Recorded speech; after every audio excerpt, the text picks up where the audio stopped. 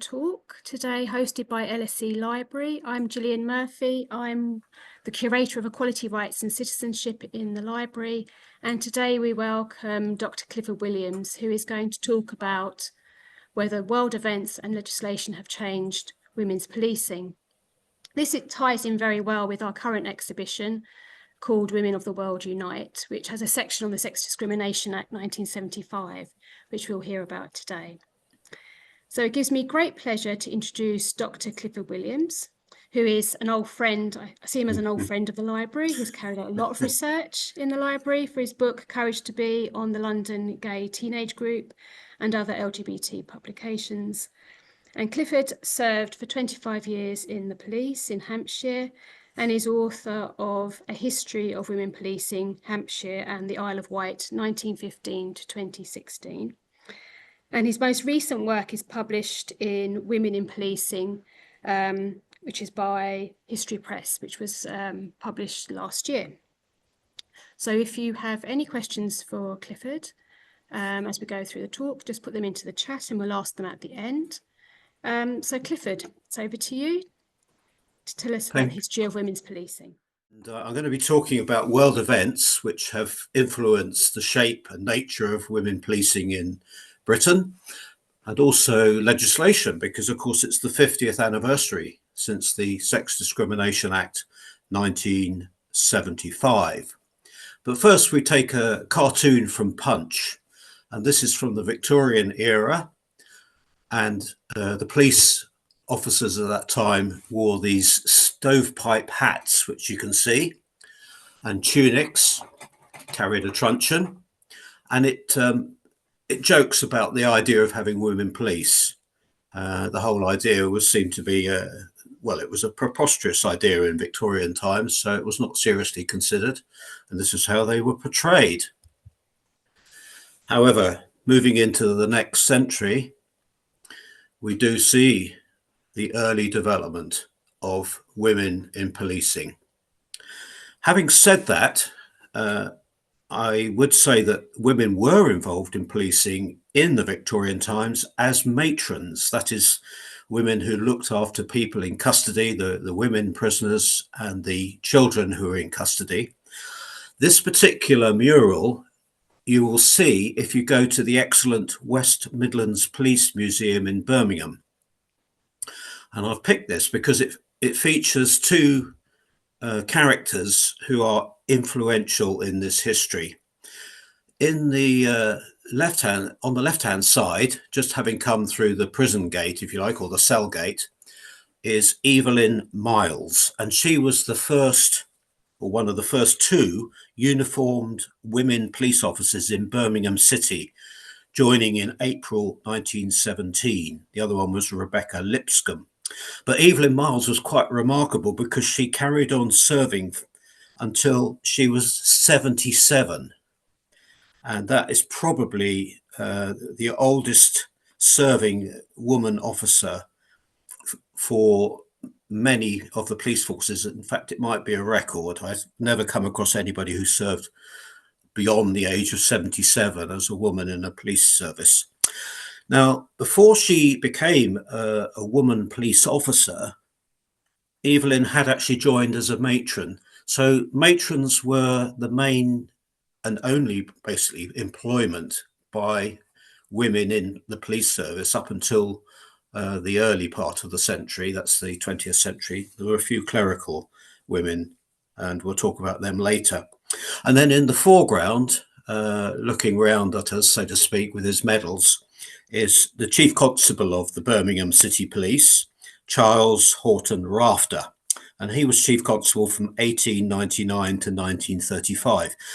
And he's one of the few Chief Constables around England and Wales who was supportive of having women in the police. And these Chief Constables who did support women police were quite influential in persuading some of their colleagues. If they promoted the idea of having women police, then their particular police force may well have their women police officers. Going back before the First World War, of course, many of you will be familiar with the history of the suffrage and suffragette movements. and many of the suffragettes were arrested for protesting and for activities such as criminal damage to property and buildings in order to heighten awareness of their cause, that is the right of women to have the franchise. And these suffragettes were all around the country, but there were suffragettes who were militant and suffragettes who decided not to take any part in the unlawful activities and joined other suffrage movements. Now, I take this slide from Portsmouth, advertising a talk by Miss Boyle. Miss Boyle, Nina Boyle, became one of the people instrumental in setting up the early women police. But another tale from Portsmouth, I went to the Portsmouth History Centre and I found the diary of Harriet Bleasley, and she was a great supporter of the suffrage movement, and she took part in something called the Great Non-Militant Suffrage March to London in 1913, and she wrote in her diary, as they were walking around Butser Hill in Hampshire, "The police are very friendly and prove easy converts. They have us for a day out. They push our bicycles and assist with banners." So the point I wanted to make was it wasn't all antagonistic between police and suffragettes or suffrage movement supporters. So the biggest event here to influence women policing, the biggest world event, was World War One. And alongside Nina Boyle, this woman, Margaret Damer Dawson, helped to set up the first women police volunteers. They soon disagreed and went separate ways, but the initial development of the women police was by these two women. Now, I should say that the early history of police women in England is complex. There are many different approaches by the women who were involved in promoting it, and very different views expressed by different people in authority. This was partly because of the involvement, or otherwise, of suffragettes and suffragists in the formation of the women's preventative patrols and the women police service. Some of these women had been imprisoned before the war as part of their suffragette cause, and this, even after the war, cast a shadow on whether they were accepted by the police establishment. Now, Damer Dawson, she established, with Nina Boyle, the Women Police Volunteers in 1914. This came about because she was involved in dealing with the influx of Belgian refugees and helping them to find accommodation and settle in. And she noticed when she was doing this work around the train stations in London that some of the younger women and children were disappearing. And they were basically being taken off to what was called the white slave trade. The second reason that she set up women's police patrols was to deal with issues of molestation of women and girls around the army camps that were springing up around Britain. Now, another thing that the Women's Police Service, which Damer Dawson founded, was they managed to get a contract with the government to police the munitions factories. It was very important that the workers going into these munitions factories, which were very busy and set up for the war effort, didn't take any matches in or didn't take anything that could cause an explosion into the factory, but also didn't come out with any stolen items. So they were searched regularly going in and coming out of these munitions factories. And to do that, they employed these women police. And here's a contingent of them outside the offices at the big munitions factory in Gretna, just over the border in Scotland in 1917. So this contract between the Women's Police Service and the War Office to police munitions factories was a big contract and established the reputation of the Women's Police Service. If you go to the location of the large munitions factory in Gretna today, there's a museum there. It's called the Devil's Porridge Museum. Devil's porridge being the explosive material, the nickname for the explosive materials that they produced. And if you're outside, you can put your head in this cutout thing and pose as Flora White, one of the women who's featured in the display up there. Now, I mentioned some of the suffragettes actually joined this women's police movement, and most of them who had been involved in the suffragette movement, that's the more militant side, were in the women's police service, where those who were involved in the non-militant side, the suffragists, tended to be involved in the National Union of Women Workers. So we have this postcard about the converted suffragette who's become a police officer. So she's wearing the police uniform. But I mentioned the National Union of Women Workers. Now, this was a large group of people, women who formed patrol groups in all different towns and cities across the country, and they patrolled the streets, but they weren't fully uniformed like the Women's Police Service. They had an armband to identify who they were. They had no powers of arrest, etc. But their job primarily was to look after the well-being of women and children and patrol particularly around army camps. They also provided facilities for young women, like clubs, like youth clubs. And they advised the local police of any problems or any issues. In London, they were employed by the Metropolitan Police in a loose sense. They were volunteers, but they were employed to do this work. And then they submitted monthly reports to their local superintendents on the nature of their work. At the bottom of this slide, you can see one of the many reports that they produce, which is the work of the Southampton Women's Patrol Committee. In a sense, they were quasi-police. They weren't police officers, but they had a policing role. Now, talking of Southampton Town Council, as it was then, were one of the first police authorities. They had a watch committee to decide that they would have a regular uniformed policewoman. And this was very unusual. There were very few places in the country that decided this. Grantham was another one, but Southampton was one of the first. In 1914, they decided they would have a uniform woman. In fact, they advertised for two. And this is the advertisement that appeared. And it was 27 shillings a week wages, advancing to 37 shillings. It's a reasonable sum. They had suitable applicants and they appointed a woman. Now, we don't have a photograph of the woman that was appointed, but we do have a picture of other women who also took roles that were traditionally done by men in Southampton, and these are tram workers, women tram workers in Southampton.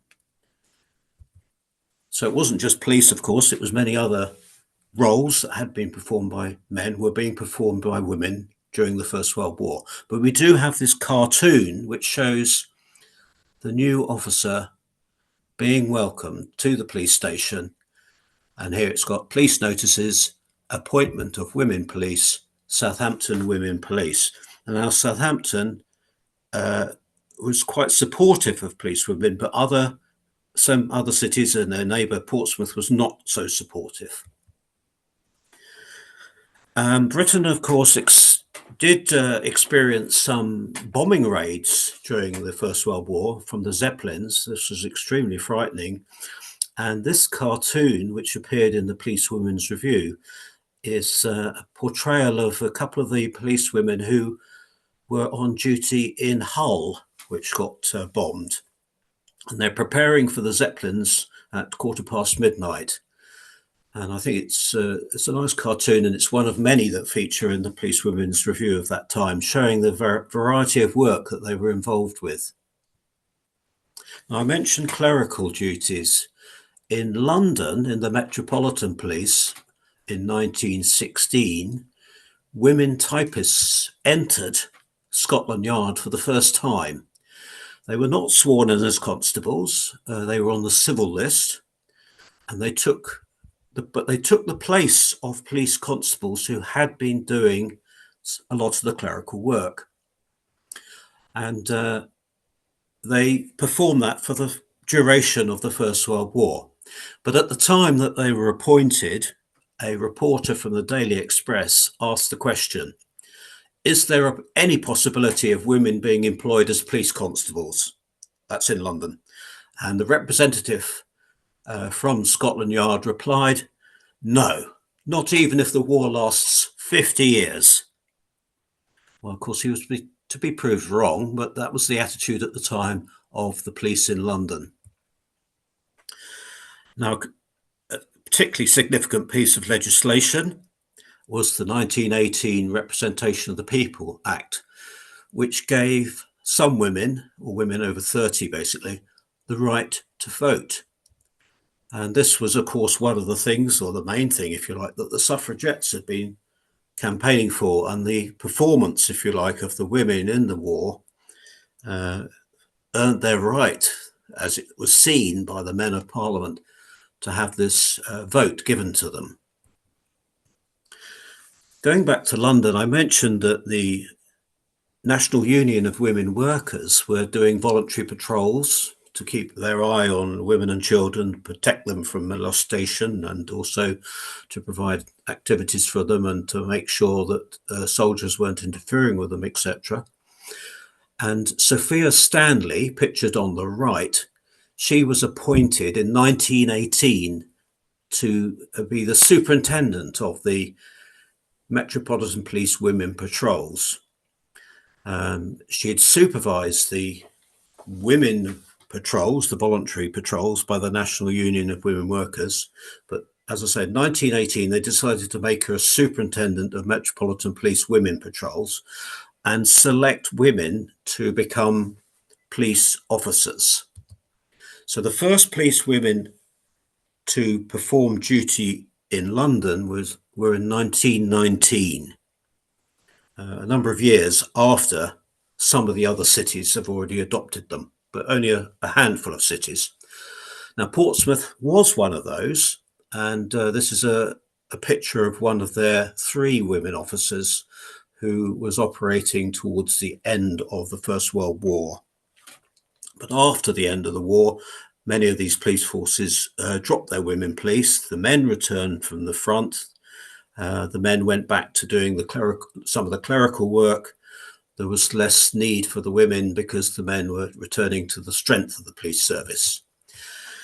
But the women, having established their service and having performed suitably and very satisfactorily in the munitions factories, on the streets of some of the cities and towns, made the case that they should be made permanent. And one of those women who made that point was Commandant Mary Allen. Now, sadly, Margaret Dama Dawson, who we saw earlier, who had set up the Women Police Service, initially called the Women Police Volunteers, she died. Tragically, she died of a heart attack in 1920, and her companion and deputy, Mary Allen, took over the Women Police Service. But because Mary Allen had been a very militant suffragette, in fact, she earned the Suffragettes Medal for being, after her in terms of imprisonment, she was imprisoned 3 times, I believe. She was rebuffed by many police forces and the government. They didn't want what one chief officer described as vinegary spinsters and militant suffragettes in policing. But she carried on determinedly with the Women's Police Service. And although she was rejected by the Metropolitan Police and many other police forces, they wouldn't take her services or the services of her officers. Some other police forces did. And also she was approached to provide support to the Royal Irish Constabulary. If you remember, the Women's Police Service had done an excellent job in the munitions factory, so they were quite looked on quite favourably by the War Office and the Army. And in 1920, Colonel Winter wanted 50 what he called fearless women to work with the Royal Irish Constabulary. Now, he approached the Metropolitan Police, but they said they couldn't help. But then he went to the Women's Police Service, and they did support the call. And so the first contingent left soon afterwards. And these women served in both the north of Ireland and the south of Ireland. Of course, this is before partition, before Irish independence, and there's a war going on for Irish independence. And it's a very dangerous thing to be a police officer in the Royal Irish Constabulary. So these women police officers were supposed to arrive dressed as nuns and matrons so that they wouldn't be seen to be in uniform and then immediately be targeted by Sinn Féin. But they arrived in uniform, so they were whisked away from the port where they arrived and taken to a local police station and made to change their clothing. They were involved in very dangerous work, primarily searching premises and people, and that was unusual in Ireland because our Irish police didn't have any women till this point, but they certainly provided a service. And after partition, 20 went on to serve in Northern Ireland in Ulster. They also were asked to help with post-war reconstruction in Germany. So the Women's Police Service were invited to help the police re-establish the women police of Germany. So they helped with training, selection, and patrol activities. And this was very, very favourably received both by the British authorities in Germany after the war and by the German women police. Going back to the Metropolitan Police, the first women police patrols began their training the Monday after Christmas in 1918, right at the end of 1918.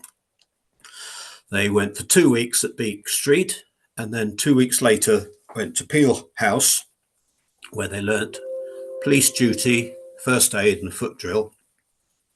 And then in 1919, having been trained up, they patrolled the streets, and there were 112 of them that year. They didn't have a power of arrest at the time, and they dealt mainly with women and children, escorting them, helping police officers, male police officers, and general duties. Now, the involvement of the evolution of the women police in the First World War led to many questions. Was this just a temporary measure for the war? Should we have women police full time? Should we give the police women the power of arrest? What sort of duties should they do? So a committee was set up called the Committee on the Employment of Women on Police Duties. The chairman was Sir John Baird, hence it's known as the Baird Committee. And members included the newly elected Member of Parliament, Lady Nancy Astor. The report that they produced was called by one of the prominent police women who later rose to fame, Dorothy Peto. She called it the Policewomen's Charter. The report insisted that women police were needed in thickly populated areas where offences against the laws relating to women and children are not infrequent. But the committee did not make any mandatory recommendations. They said that the employment of women should be left to local discretion. And of course, we had loads of different police forces then. I mean, we've got 43 now in England and Wales. Then there were a lot more than that. There were more than about 150 or more. In fact, I think there were nearly 200 because towns and cities had their own individual police forces, as well as the county forces. They also the Baird Committee made no definitive statement about whether police women should be barred from serving if they were married or not. But they did recommend that the police women should be sworn in, and that means they should be given the power of arrest. They also recommended that they should be at least 25 years on entry so that they would have some sort of maturity to them. Then 4 years later, there was another committee to re-examine the same thing. Basically, I'm not quite sure why they had to have a new committee only 4 years later, but there was still, questions and doubts as to what police women should be doing and whether they should be employed. So the Bridgman Committee was set up, and the Police Federation, which represented the rank and file police men, they at this time were strongly opposed to having women police. In fact, they didn't allow women police in to the Police Federation until 1948. And the Commissioner of the Metropolitan Police, he was quite clear in his evidence that of the sort of women he wanted, he wanted the women who knew their place, who weren't militant, who weren't feminists, who were supportive of the men but weren't forthright and didn't have the same sort of standing. And his view, which I sort of hinted at earlier, was, in his words, he said, the main point was to eliminate any women of extreme views, the vinegary spinster or blighted middle-aged fanatic. And by that he was referring to and was digging at people like Mary Allen. The conclusion of the Bridgman Committee was that the efficiency of a police force would be improved by the employment of police. But the Home Office, although recommending women police be employed, did not put any pressure on police forces to recruit women. We had a bit of a financial crisis in the country in the early 20s, and this led to whole-scale cuts. So government expenditure and taxation had risen after the First World War, and the national debt had gone up from £37 million to £360 million, which of course sounds like peanuts today, but it was actually a huge sum at that time. So rather like the crash we had in 2008, there was a decision to make on what could be cut in terms of public expenditure, and the Prime Minister Lloyd George appointed Sir Eric Geddes as head of a committee to find where cuts in expenditure could be made. The Glasgow Herald referred to these cuts by the term Geddes Act in October 1922. The Times used the term Geddes Act in March 1923, and it's stuck since. So what happened with the Geddes Act is the way it affected the police service was that a lot of police women's patrols were threatened or axed. And that certainly was the case in the Metropolitan Police. The commissioner, the new commissioner, Hallward, he wanted to get, so he was the one before Macready. Commissioner Hallward wanted to get rid of the women police. He thought, well, we've got to make some cuts. That's one thing we will cut. But Sophia Stanley, who I mentioned earlier, who had been set up as the first superintendent of women police in London, she approached some women, the two women MPs, including Nancy Astor, and she also approached the Archbishop of Canterbury to get them to campaign to save the women police in the Met. And they had some success in canvassing for that. And so the Metropolitan Police ended up by reducing the numbers significantly, but not completely axing women police. Now, Sophia Stanley got into trouble for doing that because she wasn't supposed to be going behind her boss, so to speak, to canvass for women police, but she got reprimanded for that. Here's Nancy Astor with Mary Sophia Allen on the right.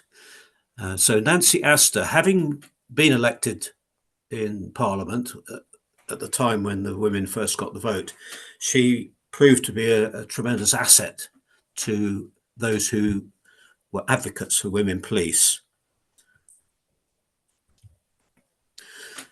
Mary Allen's Women Police Service published the Police Women's Review, which is a useful source for those who are charting developments and changes in women policing.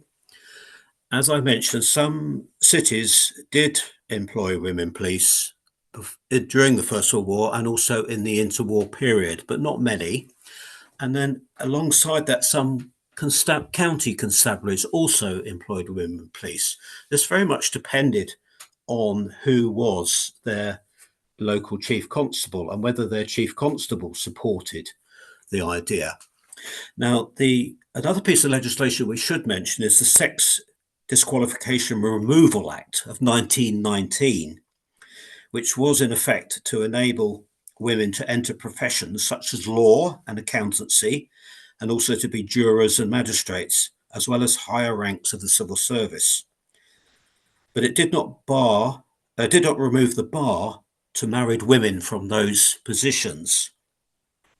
But it doesn't seem to have had much effect on whether police forces decided to recruit women or not, because they'd never been disqualified from being police officers. The question had never arisen before the First World War, so there was no disqualification to remove. But the question of whether they should be married or not was a question that needed to be resolved, because some police forces, they would have women, but they wouldn't have women who were married, or some police forces would only have married women if their children had grown up and left home, basically. But I'd say Gloucestershire was one police force that did employ women in a good number, not a considerable number, but in good number, including women on motorbikes. So the position by 1931 was that out of 60 county police forces, only 6 had women police, and 34 of the 121 borough police forces had women police. So this leaves 54 county police forces with no policewomen at all, and 87 borough police forces with no policewomen at all. This was a point made by Edith Picton Turberville in the House of Commons in 1931. She was another woman MP who was very pro-women police and campaigned for them within the Parliament. Reading and Salisbury had police officers, just one in Salisbury, but that was a very small police force. It was 23 officers. And Mildred Wright was one of those who served in Salisbury, and then she went on to Birmingham. And here's just an example of some of the things she dealt with. This is a snapshot of the sort of things that women police officers were dealing with. They were specialists. They were dealing with indecent exposure. A huge number of cases. I was astonished at the figures. Common assault, indecent assault, carnal knowledge, sexual intercourse with a girl between 13 and 16, and so forth, rape allegations and such like. So the women who were serving in the police forces in England, Wales, in this interwar period were dealing with offences against women and children. Primarily, that was their specialist role, and Mildred was one of those. Now, some of you may have seen a film that was released in 2023. It's called Wicked Little Letters. And it's pretty fictional, actually, because it features all sorts of people who are fictional characters. But the woman who's the centre of the inquiry, who's doing this inquiry in Sussex, is called Gladys Moss, and Gladys Moss did actually exist. This is her with her motorbike, Miss Gladys Moss. She served in the West Sussex Constabulary. This business about whether married officers could serve was something that the Metropolitan Police decided in 1927, when they decided that if they did get married, they'd have to resign. And then the Home Office reinforced that by regulation in 1931. So from 1931 until it was amended in 1946, no married women could serve in the police. Scotland, unbelievably, kept that bar until 1968. I mentioned women on bikes in the rural parts of Gloucestershire. This is Janet Gray, who was like the pin-up on the front page of the Police Women's Review in 1931. She went on to be the first woman involved in the Inspectorate of Constabulary in Scotland. The Police Women's Review continued in the interwar period to demand women police, and they reported all around the country women's groups calling for women police. Bristol supported women police. Bristol City Police had 2 women detectives in their contingent of 6, as you can see here. But in Plymouth, they were not supported by the chairman of the Watch Committee. He said, "We don't need women police here. This city is renowned for its sobriety and respectability, and there's no call for them." He had the rather unfortunate name of Mr. Bastard. So you could say the bastard in Plymouth prevented the women police starting in Plymouth. World War II came along, and this gave another boost to women working in the police services. This time, the Home Office insisted that every police force have something called the Women's Auxiliary Police Corps. This was a group of women who took over jobs that had been done by men and could be done by women without necessarily having to deal with criminals face to face. So they would take over duties such as driving, running the office, dealing with lights out, dealing with war duties. This is the contingent in Southampton, quite a healthy number of people in the Women's Police Auxiliary Corps. Now, at that time, there were still some police forces that were running the fire brigade, and Portsmouth was one of those. And Mabel Futcher, she joined the Portsmouth Police Fire Brigade. And here in Petersfield in Hampshire, we see the 3 Women Auxiliary Police Corps alongside a couple of detectives and other officers. They became a regular feature and a feature of every police force in England and Wales right up until the end of the war and beyond. So in 1946 or soon thereafter, most police forces then disbanded their Women's Auxiliary Police Corps, and the majority then adopted full-time police officers who were women. This is the souvenir to mark the disbandment of the Portsmouth Auxiliary Police Corps.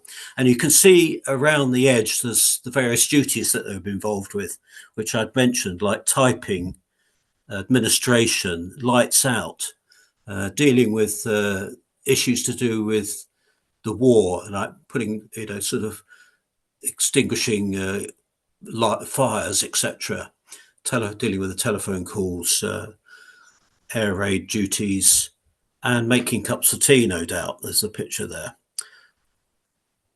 So some of those police women became those women auxiliary became permanent, regular, warranted police officers. Another thing that the police were involved with, the women police, was the post-war reconstruction of Germany. And Sophie Alloway and Kay Hill were seconded to do that work in Germany, and were very much congratulated on the work they did in post-war Germany. So we have a number of police forces around the country who then for the first time appoint police women post-war. Gladys Howard, who later became the mayor of Portsmouth, she was the second policewoman to be appointed in the city. She was the first policewoman to become a sergeant and the first policewoman in Portsmouth to become an inspector. And she told me, when I managed to interview her before she died, that she cried when she had to hand her uniform in at the end of her duty when she became 60, because it was that was the compulsory age for retirement.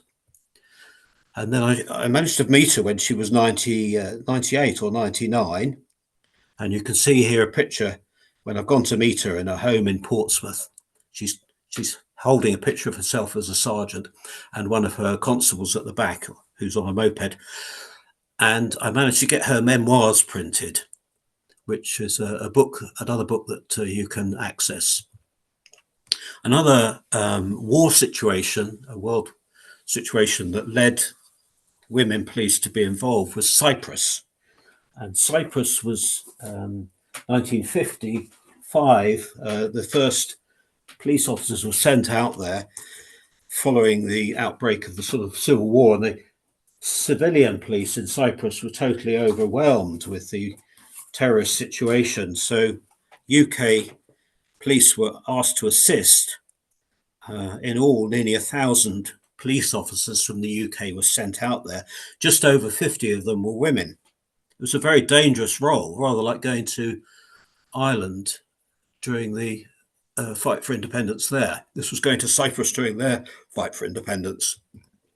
And Marion Chandler was one of those women. She had a distinguished police career in the forces of Portsmouth, Eastbourne, Kent, and Gloucestershire. And again, I managed to find Marion in Gloucestershire just a few years ago. Here she is on the left with Sue Webb, who's the Gloucestershire police historian, when I was doing some research on policewomen of Gloucestershire. Sadly, Marion Chandler's died. She's died a couple of years ago. Now the women are still having their specialist role. They're serving in the women's department, but there are women who become the first in a particular force. The first detective, for example, Brenda Boddington, 1963 in Hampshire. She becomes part of their publicity to show that women can, in fact, become detectives. But their traditional role is still dealing with women and children. And these slides are just illustrations of some of that.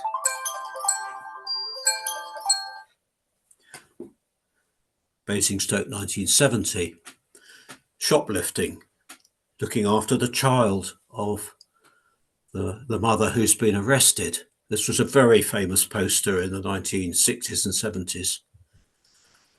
Uniform, of course, was kept an eye of, and making sure the skirts are not too short.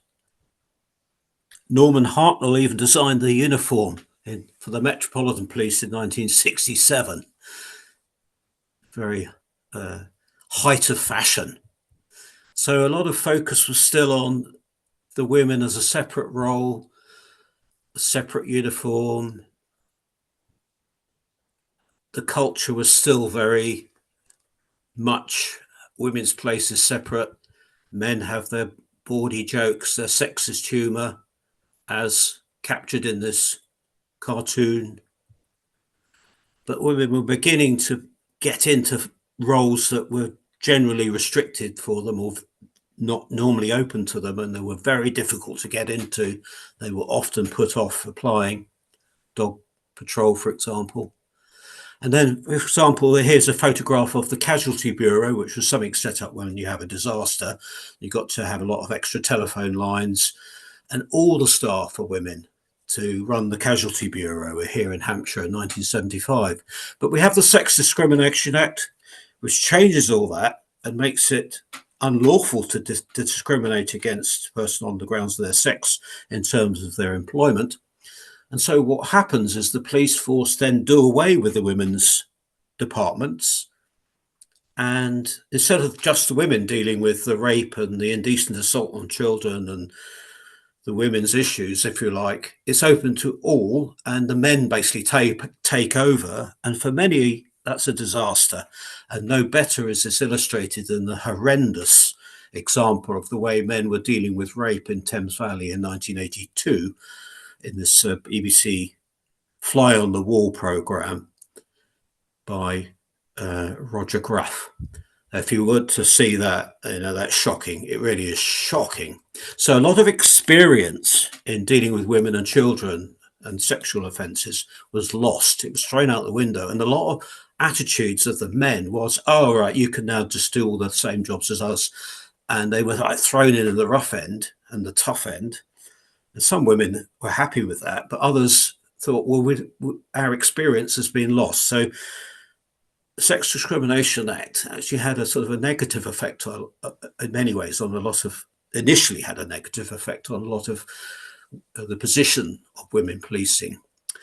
Of course, they were now able to join the cadets, and they started to make their way into units like traffic, more and more into CID, even firearms.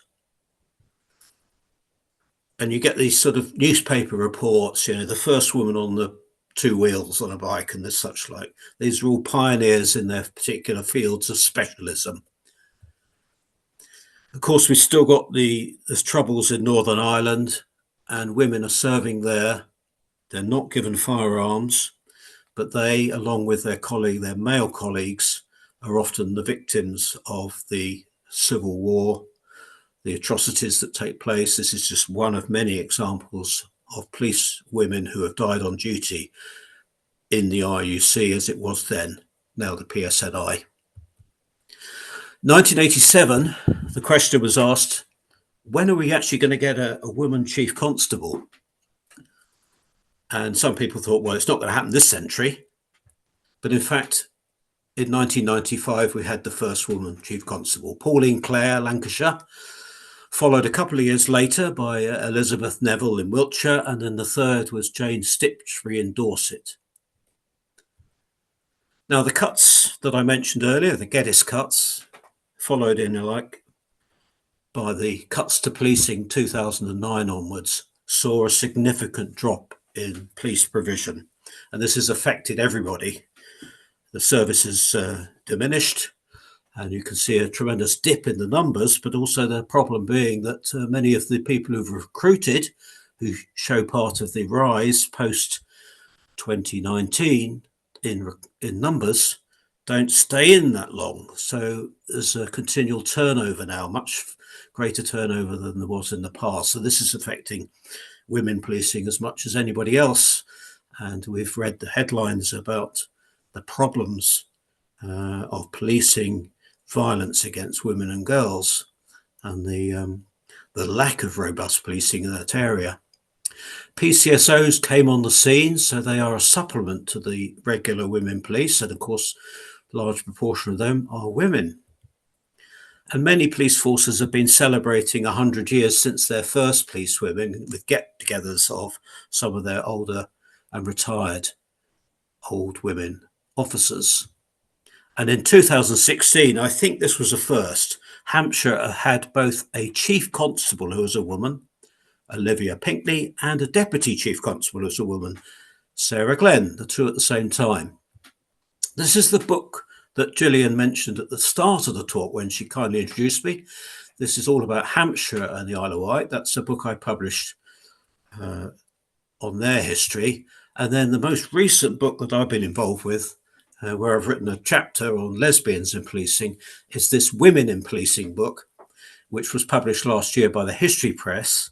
And you can get a copy if you order it from the Police History Society. They've got a special offer on at the moment. They'll give you a year's free membership. So I recommend you go to their website, which I've put in the chat box. It's the first entry in chat box.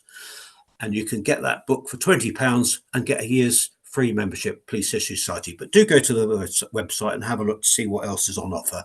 And thank you for listening.